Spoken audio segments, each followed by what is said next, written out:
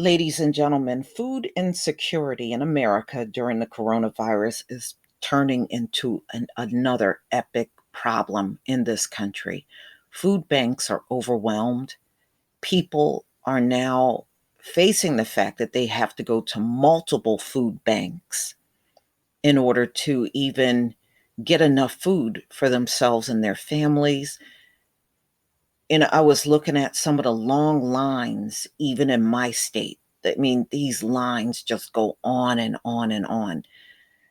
It is one of these things that's also kind of in the background, but it's there.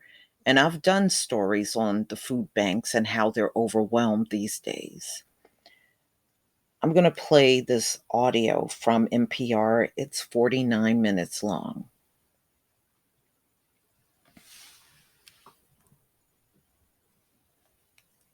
On food insecurity in the United States. I'm Michelle Martin.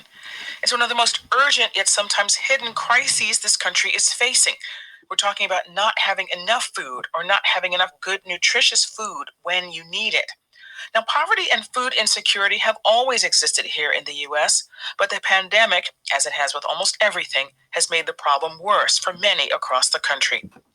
A poll of households in the four largest U.S. cities by NPR, the Robert Wood Johnson Foundation, and Harvard's T.H. Chan School of Public Health found that in Houston, for example, 1 in 3 households have had serious problems affording food since the coronavirus outbreak began. And about 1 in 5 don't get enough food to eat every day. We're going to hear about the personal toll of hunger, the systems that are meant to provide assistance and where they fall short, and the people working on finding solutions. To begin, we wanted to understand the scale of the crisis, so we've called on Reverend Eugene Cho. He is the president and CEO of Bread for the World. That's a faith-based nonprofit working to enact policies addressing hunger globally. Reverend Cho, thank you so much for joining us. Thank you so much for having me. So, Reverend Cho, let me start by saying that we know this is a global problem, and we're going to talk about these global issues. But for now, we want to focus on the U.S. Do we have any way of quantifying how much worse the crisis has gotten since the pandemic began? Well, first of all, I'm so glad that you're covering this topic. The numbers are staggering, and I think this is the reason why it's hard for us to quantify. We're talking 54 million people in our backyards, in our cities, in our nation right now. That's about 1 in 6 Americans, and certainly is impacting children particularly very heavy. And talk a little bit more about that. I was going to ask you about that. Are there specific groups of people that are especially vulnerable? Well, we've heard it said now that the pandemic, as well as its secondary consequences, it's impacting children, especially Black and brown families, African American, Latino families. In fact, the recent Census Bureau data indicates that nearly 40% of Black and Latino families with children are struggling to put food on the table. So, what are some of the main drivers of food insecurity in the United States? And is it different from what's driving food insecurity elsewhere in the world? I just want to mention here that according to the United Nations World Food Program, about 265 million people are facing life-threatening levels of food insecurity globally. So what are the drivers around the world? Is it the same or different in the United States? It's a little different. A few years ago, what led to some of the hunger crisis around the world was conflict, climate change, and then when you place on top of those things the reality of the global COVID-19 pandemic, there's been an extreme lockdown globally. I think there are some nations that have seen countries like the United States, Brazil, India have these tremendous high infection rates. And so their government have gone into these extreme lockdowns. So some people might see these statistics of infections globally, and they might be surprised that the infection rate isn't as high at the same rate as the United States.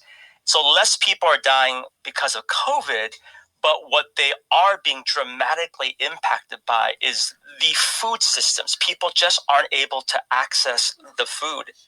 I think a lot of people are surprised that there is a food insecurity problem in the United States, because I think people will say, well, gee, what about these programs that I hear so much about. What about these programs that I'm paying my taxes for?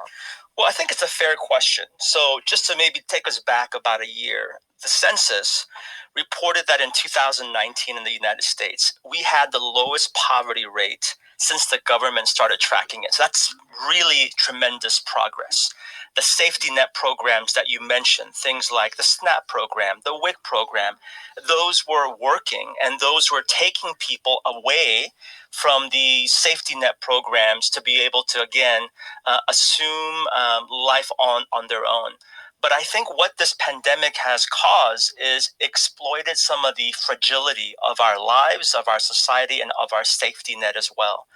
And so as a result, organizations like Bread for the World, we're calling upon our lawmakers, upon Congress, upon the White House to amplify. We need to strengthen these safety net programs during this time because it makes sense. This is a unprecedented epidemic that we're facing. So the nation and our lawmakers, we need to act in a tremendously unprecedented, compassionate, empathetic way to help those who are suffering from the hunger crisis right now. Do you mind if I ask if you have any personal experience with this yourself? I mean, apart from you are obviously clergy and you work in this space, but do you mind if I ask, have you ever been hungry? That's an interesting question. And one of the reasons why I joined Bread for the World was because of my parents' story. Both my parents were born in what is now called North Korea. My father is 85 years old, and he still shares these really incredulous stories of having to pull out grass from the ground to consume it to satisfy his hunger pangs. And it's nothing recent, but about 21, 22 years ago, my wife and I, we had ventured off to start our own church, and things didn't quite turn out as we had envisioned. And so I experienced unemployment for the first time in my adult life, and it was a very challenging time. And I can tell you right now, had it not been for the safety net program of a program called the WIC program, Women, Infant, and Children. Had it not been for that program, for my wife and I, then our two kids, we would have been in tremendous trouble. It's 21, 22 years ago, but I still hold that story very dear. This is the reality for 1 out of 6 neighbors. I want to just make it that much more personal. It's not just people over there. It's not just Americans in some faraway state. It's far away from us. It's our neighbors. 1 out of every 6. That is the Reverend Eugene Cho. He is president and CEO of Bread for the World. That's a faith-based nonprofit working to enact policies addressing hunger in the United States and around the world. Reverend Cho, thank you so much for being with us. Thank you so much. So what does food insecurity look like and feel like for the 1 in 6 people who are projected to experience it this year? We went to find out. I need one more volunteer to load cars. On a Friday earlier this month, we visited a food distribution site in Bethesda, Maryland. It's in Montgomery County, which is one of the wealthiest counties in the country. But as in many places, the need for food has grown since the beginning of the pandemic. People will line up and come right around here. You'll see they've already started lining up. Before the distribution is set to begin, volunteers like John Ross are unloading some of the more than 200 boxes of food to be handed out.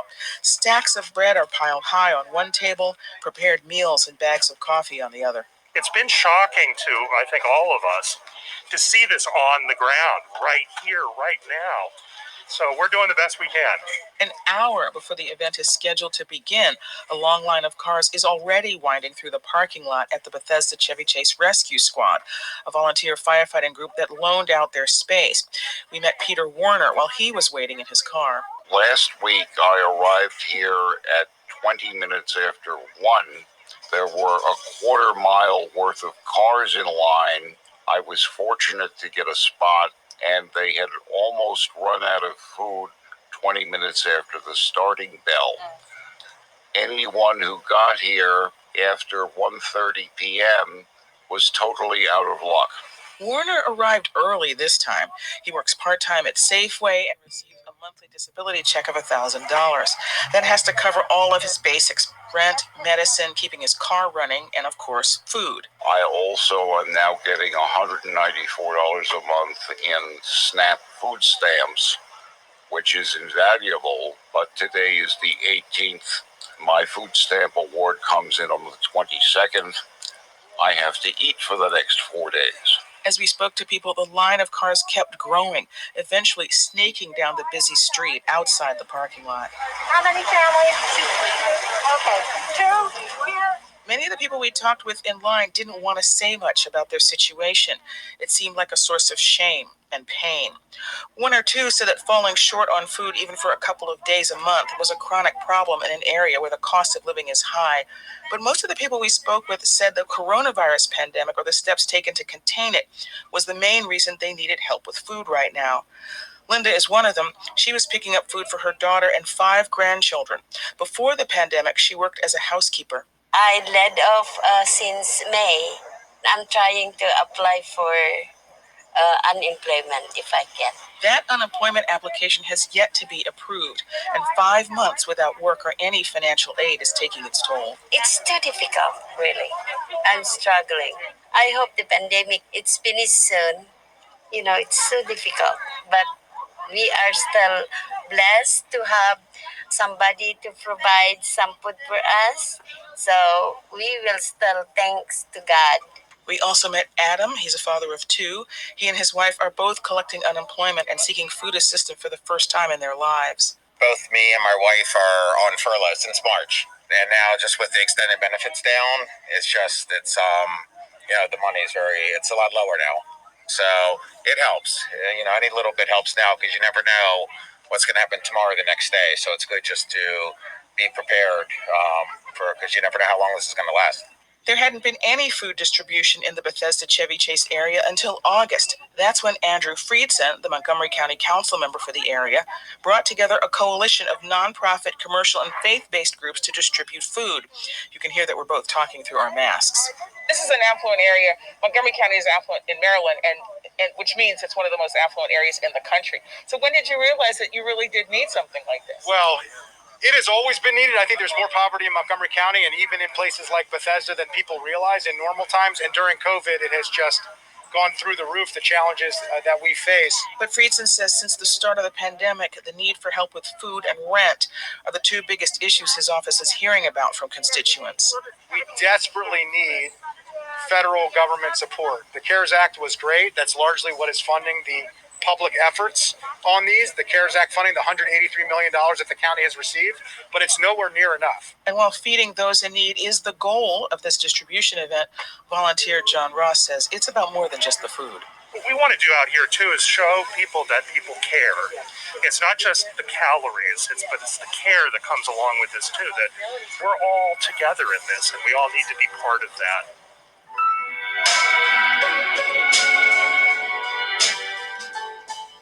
We're going to focus now on the programs that are meant to address people's needs. What does the government provide and where has it fallen short? To answer that, NPR's food and agriculture correspondent, Dan Charles, is here. Dan, welcome. Good to be here. So first of all, would you just tell us about the systems that are currently in place to help people get access to the food they need, especially now in the middle of this pandemic? The backbone of that system is called SNAP, the Supplemental Nutrition Assistance Program. This program has its limits, which I'll get to, but it is really important and probably does not get enough credit. And that's what used to be called food stamps? That's right. There are a couple of things about SNAP that just make it great. First of all, it's really quick in responding to a crisis like this. You sign up, benefits get loaded electronically on a card. Instantly, you can go to a grocery store and buy food. I find that kind of amazing. The other thing is it is really efficient. It takes advantage of the normal commercial supply chain for food. Like grocery stores, they're already there. The government doesn't have to come up with a new way of delivering food. And it can handle huge numbers of people. More than 1 out of 8 Americans is in this program right now. What about the paperwork involved, though? You have to prove you qualify. Is that a barrier to participation? Well, it is a barrier. I mean, you have to provide documentation of income, residency, and you can imagine, that can be a problem. If, let's say you've just been evicted, you've lost your address. That can make things really hard. Or also, part of the rules of the program are if you're an undocumented immigrant, you do not qualify. Your American-born children who are citizens, they do qualify, but there's evidence that a lot of families who are in that situation don't even try to get into the program. I can imagine there's a lot of sort of philosophical and political opinion behind that qualification or that standard. But what about the benefit level? I mean, is it enough to meet the need? If you lost your job and you're trying to provide healthy food to your children, sufficient healthy food to your children, can you do it with SNAP? It is hard. The benefit level was set up to meet some minimum requirement, and according to the U.S. Department of Agriculture, is sufficient. But we're talking just a few dollars a day per person, right? $150 to $200 a month. That's the maximum SNAP benefit. That would be really hard. Could the government increase those benefits? Yes, it could. And there is a big political fight going on right now about that. Now, I should say the Trump administration did bump everybody in the program up to that maximum level. But the Democrats want to go further and increase the maximum level by 15%. That's what the Obama administration did during the Great Recession 10 years ago. The Democrats passed a provision like that in the House, but the Senate has not gone along. I think also when people think about getting food to people who need it, they think about food banks and food pantries, where places where people can show up and get food for free. Are they playing a role right now, and how big of a role are they playing? Well, they certainly do help, especially for people who fall through the cracks. Maybe people didn't get their SNAP paperwork done for whatever reason, but they are not a great way to meet the scale of the problem that we're looking at right now. Physically getting food to all those distribution points is really time consuming, very labor intensive. I mean, one of the big reasons food banks were established was to do something different, really. It was to reduce food waste, to find a better outlet for food that grocery stores were going to throw away, or for food that the government had already purchased from farmers to help the farmers out. To massively get food to people like SNAP does, not really. I mean, compared to SNAP, food banks distribute something like 10-12% as much food. Dan, I think a lot of people might remember pictures and stories that we heard from earlier in this year, and especially in the growing season, when we saw pictures of like milk being poured down the drain, or vegetables and fruits being left to rot in the fields because farmers couldn't get those items to their customers because everything was shut down. Why did that happen? Like, why couldn't these farmers get these products to the people who needed food? Food supply chains are amazing and they're really efficient, but they're sometimes inflexible. For instance, a vast majority of the tomatoes in Florida are grown for what they call food service. You know, it's cruise ships and restaurants and stores. That's how they package the tomatoes. That's the kind of tomatoes they grow. And suddenly, with the lockdown, those places went out of business. They couldn't just like send them to the grocery store. They didn't have that relationship, and they weren't growing the type of product that was easy to send to a grocery store. It was like a total collapse of the system, but it was pretty brief. And you're not seeing, basically farmers are not destroying crops, and dairy farmers are not dumping milk anymore. People have adjusted. I was going to ask you about that. There's this Farmers to Families program. The point was to buy food that farmers were having trouble selling and distribute it through food banks. Is this up and running? Is this up and running, and has this been effective? It is up and running. They funded it with $4 billion. They've delivered tens of millions of these food boxes to food banks for distribution. But the program has had a lot of problems, to be honest. Contractors were supposed to deliver food, these boxes, all the way to, the trunks of cars. Many of them didn't do it, so food banks had to spend a lot of money taking over that job. Food didn't necessarily go to the places where it was most needed, and honestly, it was just not very efficient. Moving all that, setting up a new supply chain was really expensive and takes a lot of work. And, compared to the amount of money they spent on that program, the same amount of money distributed through SNAP would have delivered a lot more food. So I see your point, Dan, about sort of the efficiencies here. But is money for SNAP, more money for SNAP, all that's needed? I mean, from what we're hearing, there are all kinds of distribution glitches here, all kinds of kind of mismatches between the need, where the food's being produced, how the food gets to the people who need it. And it just seems like there are a lot of food and nutrition problems that this one program isn't solving. Is that right? I mean, you're absolutely right. I mean, when you step back and think about it, let's take the example of SNAP. You got your SNAP benefits card, you got your benefits, you go try to find food at the grocery store. There are a lot of places in the country where, for reasons of poverty and all kinds of reasons, it is pretty hard to find stores that are selling a lot of good fresh produce. There are neighborhoods where the corner stores are not great. There are rural areas and small towns where all you have is something like a Dollar General. And so that's the food environment, and that's a much bigger problem. That was the situation before the pandemic, and I'm afraid it's still going to be the case when the pandemic passes. That is Dan Charles, NPR's food and agriculture correspondent. Dan, thank you so much. Thank you. That challenging food environment we just heard about is exactly what one family near Champaign, Illinois has been coping with since the start of the pandemic. Harvest Public Media's Dana Cronin has their story. Everything the Pleasure family cooks and eats revolves around their garden. We have gotten a lot of tomatoes from this one. 10-year-old Joshua has been gardening since he was little. Right now, the family's community garden plot is planted with fall squash. Oh, I'm cooking literally every day with something that I've grown. Every day, which I absolutely love because it saves trips to the grocery store. Joshua's mom, Janelle Pleasure, says food has always been central to her family. One of their favorite activities is to spin a globe, put a finger down, and cook a dish from that country. But they haven't done that since the start of the pandemic, when Pleasure says things got hard. There's not a belt to tighten.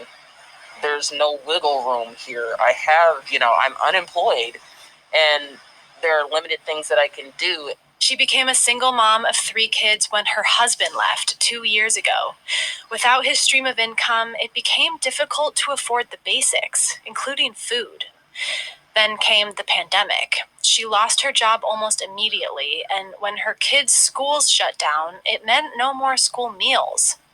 She is, however, receiving $125 per month through an expanded food stamps program. Literally $125 I can spend in like a week because my kids eat like grown men, like a football team. I don't know where they put it. Pleasure doesn't waste anything. Her kitchen counter is lined with jars of pickled vegetables from the garden, and her freezer is stacked with leftovers. A self-described coupon queen, she shows off her pantry, where she stockpiles food she finds on sale. They're organic, made with fruit juice, and they're like fruit pops, but these are normally, she say, $6.59, and I got them for $1. I was like, I'm gonna take 40 of those. Thank you. And yet, sometimes it's not enough. That's when she pays a visit to the local food pantry, where her kids used to volunteer. When we actually had to be participants in it, I think maybe there was a little bit of confusion for them. Like, I don't want to put words in their mouths, but it maybe was a little shameful. Like, why are we here? Why do we have to do this? So I stopped bringing them because looking at that and looking at them, it made me feel like less of a parent. Pleasure is far from alone in the struggle to afford food. In fact, food insecurity rates for families with children have tripled during the pandemic, and families of color are even worse off. Black families like the Pleasures report rates of food insecurity twice that of white families. Experts say the easiest way for the government to help would be to increase food stamp benefits. Janelle Pleasure says she's grateful for the help she has received. That took like a huge weight off my shoulders because now I just have to worry about, will the power be on, as opposed to power or food. I'd rather my kids eat than have lights. We can get candles. Not a big deal. Even if it was in the dark, she says she's always been able to put some kind of food on the table. For NPR News, I'm Dana Cronin in Champaign, Illinois. As we just heard, schools are a lifeline for many parents struggling to feed their families. Free and reduced lunch programs aim to help students get access to nutritious meals. But when most of the nation's K-12 schools shut down in the spring, these programs transformed almost overnight. With cafeterias closed, schools began handing out bagged meals in their parking lots. In the early days of the pandemic, this seemed to work pretty well, but NPR's Corey Turner reports too many kids are now missing out on the meals they need. Before COVID-19, Arizona's Tucson Unified School District dished out a lot of meals. A normal school day, we serve 35,000 total meals a day. That's breakfast, lunch, and supper. Lindsay Aguilar is the district's food services director. When I spoke with her earlier this month, she said the number of meals served so far this year have plummeted by nearly 90%.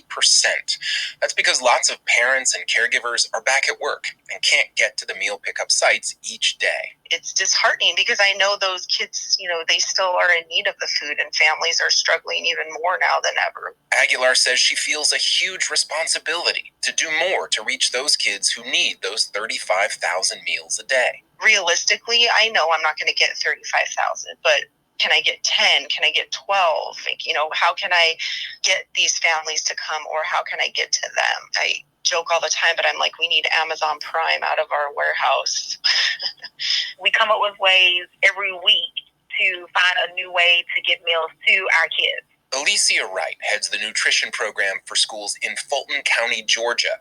And she, like nutrition directors all over the country, says she's losing sleep thinking about how to reach the children who can't reach them. Every day. I worry about them every day.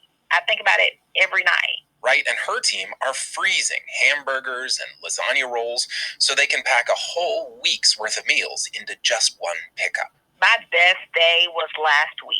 That's because Wright and her team were testing a new plan to pack all that food onto a school bus to get closer to the kids who need it.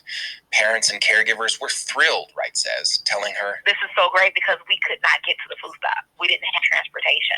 In Tucson, Aguilar and her team are also packing meals onto buses and delivering them at more than 60 stops. And it all matters, says researcher Lauren Bauer at the Brookings Institution, because 1 in 5 families say their kids aren't getting enough food and they don't have enough resources to buy more. That means that children are going hungry. And Bauer says the vast majority of kids who could be getting school meals aren't. While schools are doing everything they can to change that, Congress is also trying to help. In the spring, lawmakers created a program called Pandemic EBT. It basically took the value of those school meals that kids weren't getting and put it, usually a few $100s, onto a debit card that families could then use at the grocery store.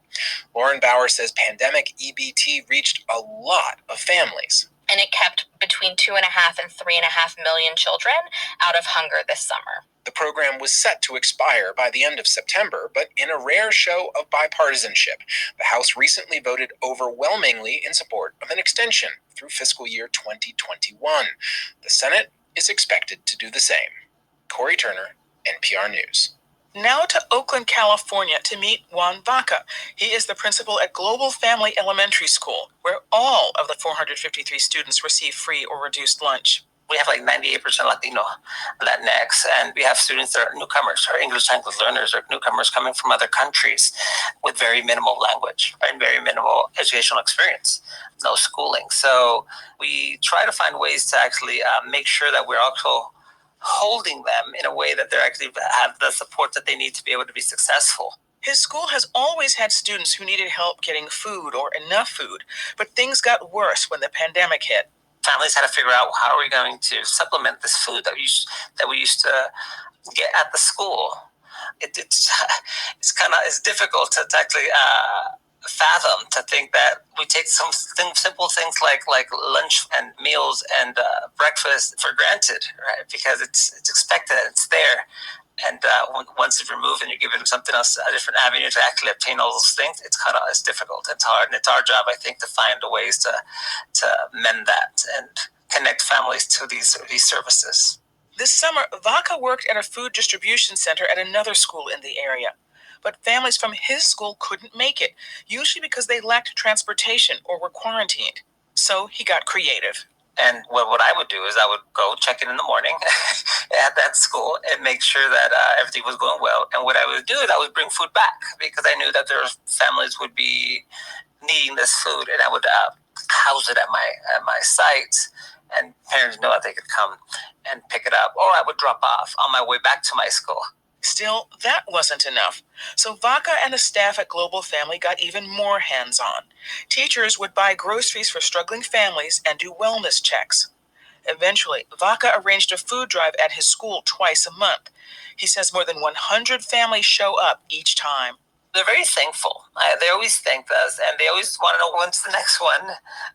And because families leave with a lot of bags, like it's not just here's 2 apples, here's 2. No, there's a lot of food, and I think they're very grateful. I think it's sometimes words don't express what they're feeling. The smiles on their face, their thank yous, says a million words, and I just feel like it speaks volumes, right? Vaca says the drives are a chance to check in with students and their families. That's where he learns how they're adapting to distance learning amid the pandemic. It's tough because you have these students who are having to take these roles, right? These roles of making sure that they can't, mom and dad have to be quarantined, and now you have kind of to fend for yourself. So it's one of those situations where they're very grateful. They're very grateful for what we provide them, but it's not consistent, right? It's not. We're not there every single day. We're not sure. We're not there with them 24 hours a day, and we can provide one need, but or we can try to help them overcome one obstacle, but there's still so many more. Despite the challenges, Vaca remains optimistic. The food drives continue, as do the check-ins. He says he learned a lot in the early days of the pandemic and has adapted to this new normal. We need to just continue working at making the striving to do what we're doing in regards to closing this food insecurity gap and making sure that at least some of their basic needs are met to the capacity that we can provide, so that it's one less thing they have to worry about. That's Juan Vaca, principal at Global Family Elementary School in Oakland, California.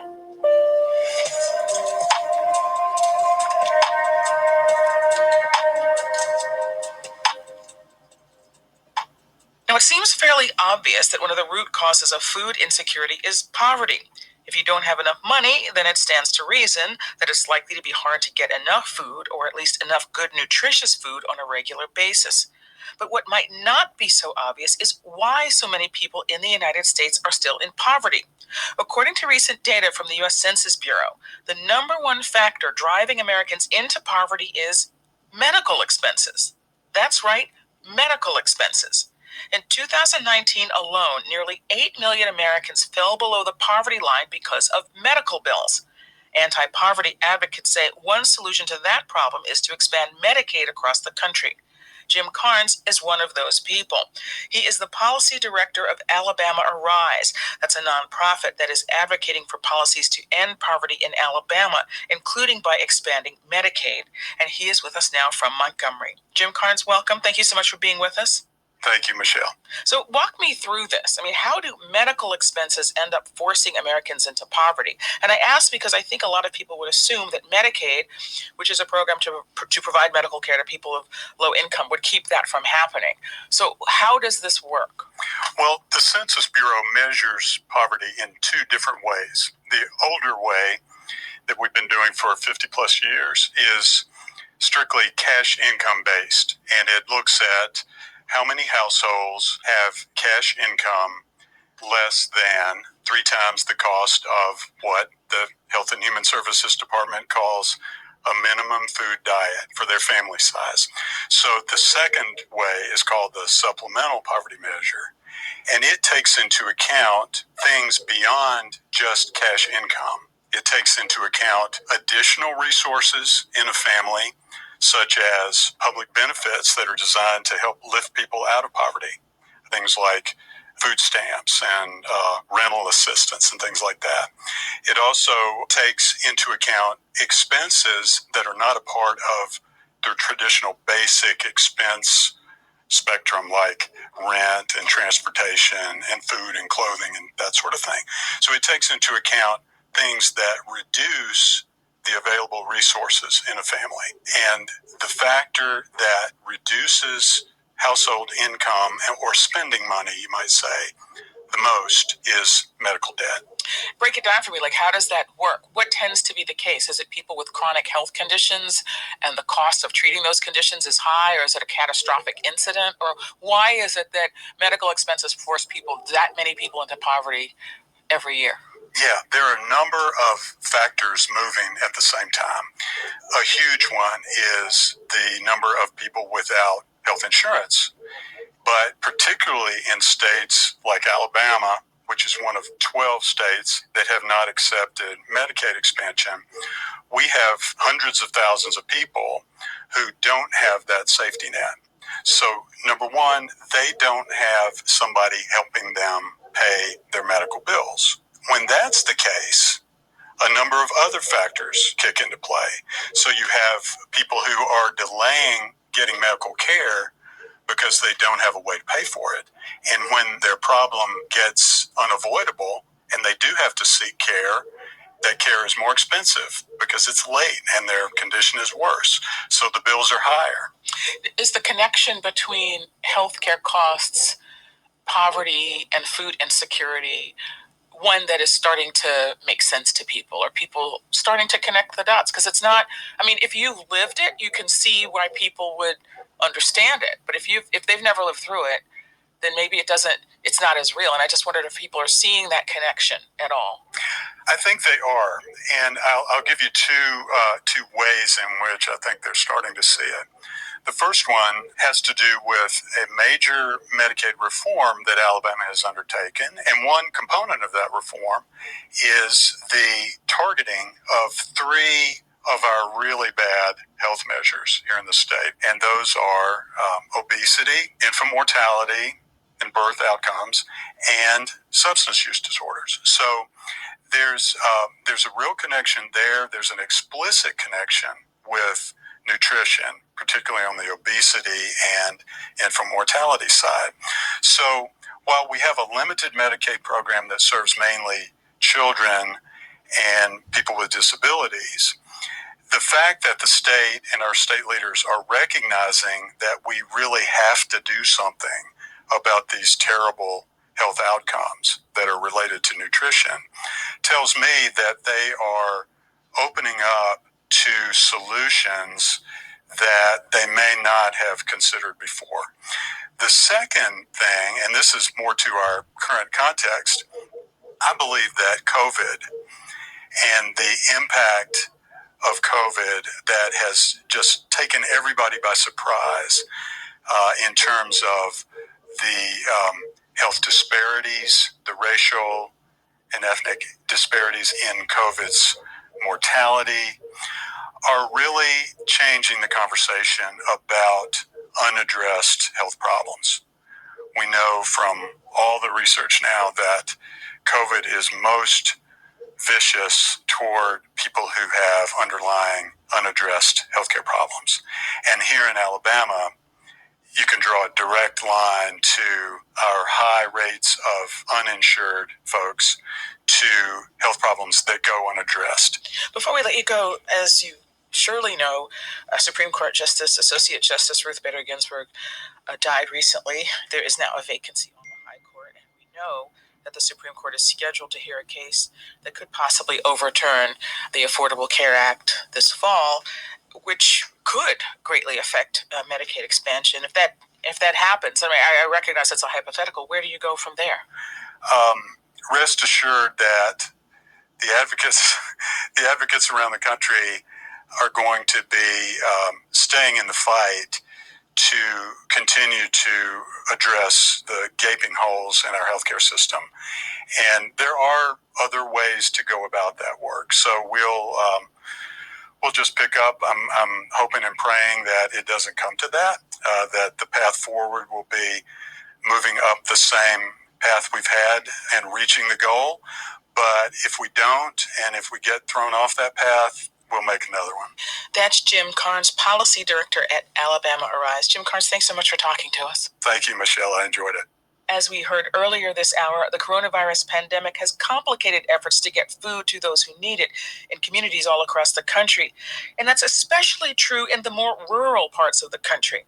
Harvest Public Media's Christina Stella reports on how people in one small town in rural Nebraska have found new ways to feed hungry people. Lexington, Nebraska, population 11,000, isn't exactly used to traffic. But over the past few months, a line of cars has been forming at the edge of town like clockwork. every Thursday morning since June. They're headed toward a white tent outside St. Anne's Parish in the hopes of picking up a USDA Farmers to Families food box. Sometimes it's lined up all the way to Highway 30. So there's definitely a need, and it has increased since COVID, for sure. That's Michaela Kopp of the Lexington Community Foundation. She stands in the heat, directing cars to the tent. Most weeks, 700 boxes of food are gone in an hour. Like many rural areas, food insecurity is a chronic problem in Lexington, where 16% of residents live below the poverty line. Martha Draskovic, who's managed the town's food pantry for 10 years, says it didn't take long for COVID-19 to give her a surge in demand. It became clear when my shelves started going empty. So we kind of had to do a new game plan. Many families rely on their kids getting 2 meals a day at school. Losing that, coupled with a sudden increase in unemployment, was the perfect storm. People who didn't typically use the pantry or qualify for programs like SNAP were suddenly in need. But once they were home for 2 to 3 weeks, they were still out of income, but yet no food. Empty shelves weren't her only hurdle. Supply chains nationwide were faltering.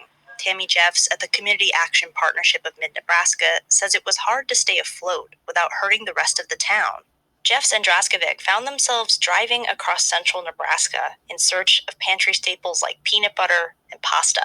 If we go in and buy 40 packs of something and all the grocery store is getting is 50 packs, you've now just sent everybody to your pantry because you bought everything.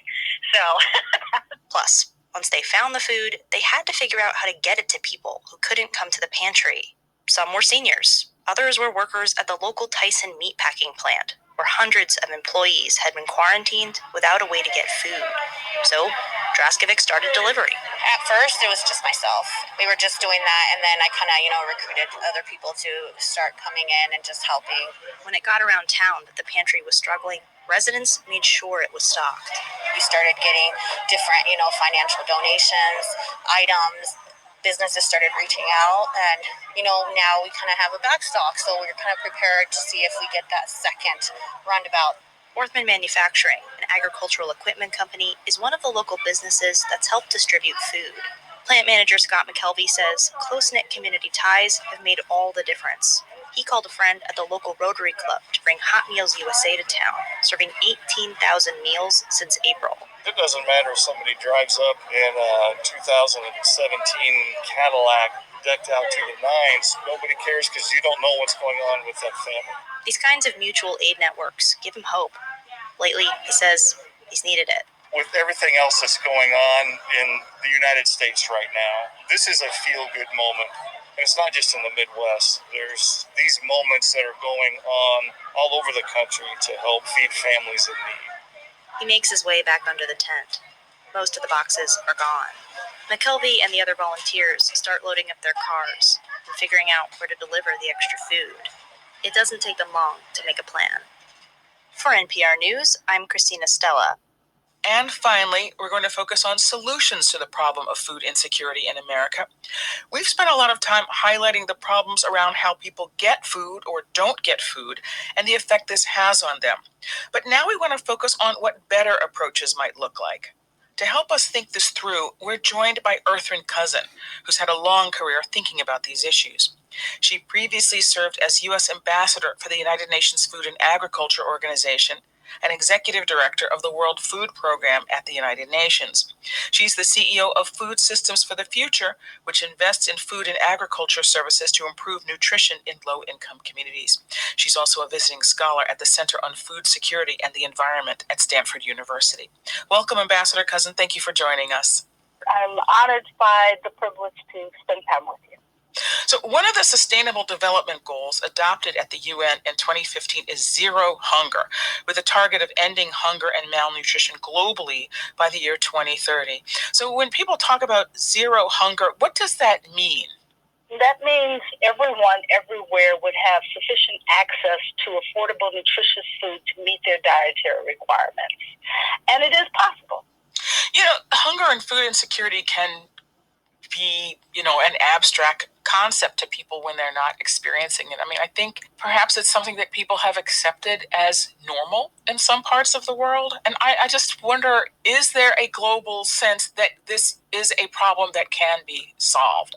It's biblical in some ways. I mean, there are passages of scripture many people have read that will sort of suggest that this is an unsolvable problem. You know, the poor shall always be among us, that kind of, idea. Do you think that there is at least the belief globally that we can get to zero hunger, that hunger is a problem that can be solved in the modern world? There's very much the belief that we can achieve zero hunger. We need to think about what that will require. When we think about hunger, we think about acute disruptions in food systems, war, drought. And so having systems in place that provide access to food for people during acute disruptions in the food system is critical to addressing hunger challenges. But we also have on the other side the challenge of ensuring that we invest in agricultural developments for productive, resilient systems that allow people to feed themselves on an ongoing basis. You've written a lot about the fact that often this issue arises, from conflict, like war. But as we've learned, and as we've been talking about throughout this hour, this is a problem in the United States too. So what are one or two things that would make our food systems here in the United States more equitable, would bring us closer to ending hunger here? When we talk about food security, we're also talking about nutrition. And when you have the malnutrition problem in the United States, which is obesity, and the health consequences that occur from that, what we've realized as a result of COVID is that we have our own set of malnutrition and food-related problems in the United States that are directly related to a food system that does not meet the needs of low-income and underserved populations. But we can, even here in the United States, we can do things that will change that paradigm. We focus on the charitable system, and we should have a charitable system that responds to emergencies, that ensures that people have access to food. But we also need to invest in businesses that can provide access to nutritious foods, that is giving people the ability to purchase the food that they need to meet their requirements and not just stand in line for a box. Are there things that individuals can do if they don't, own a farm, if they don't, sit on a board of directors? Is there something that people who are listening to our conversation right now could do to help solve this problem? There are food policy action councils that have sprung up all around the country that your listeners should Google and get involved. There are also new farm-to-consumer systems coming online that will allow for purchase directly from farmers, that will make our system more agile by giving people the ability to purchase food that's closer to them. We also have new laws coming on the books that allow for the consumers who are entrepreneurs to begin to develop their own food products and sell them at farmers markets. What we'll find as we move forward is that people getting involved with their food and knowing the system, knowing who their farmer is, where that food is produced, is going to create a different demand for food in our society that will result in ever more nutritious food becoming available. The complexity of this, of these issues that, as I said, again, the whole question of poverty and hunger, global conflict, etc., may make some people feel like hopeless, like nothing will work. Is there anything you can share, like a story, maybe a personal experience, that help you to understand that solutions to this problem are possible? When I was executive director of the World Food Program, I never took pictures with babies with flies on their eyes and bloated bellies, because we've all gotten far too accustomed to seeing that as the face of poverty and hunger. But what I witnessed were men and women who were working as smallholder farmers, as entrepreneurs, to provide for the food needs of their children as well as for the markets that they supported that provided them with income. And so what I always did was take pictures with fat, healthy babies to demonstrate to the world what was possible when the investments were made that allowed people to support their own food needs by creating the businesses, creating the agricultural production, supporting the systems that would ensure the availability of affordable, nutritious food. That demonstrated that we could change the outcomes for people by helping them change their own lives. Ambassador Earthren Cousin is CEO of Food Systems for the Future. She's also a visiting scholar at the Center on Food Security and the Environment at Stanford University. And she previously served as executive director of the UN's World Food Program from 2012 until 2017. Earthren Cousin, Ambassador Cousin, thank you so much for joining us today. Thank you, Michelle.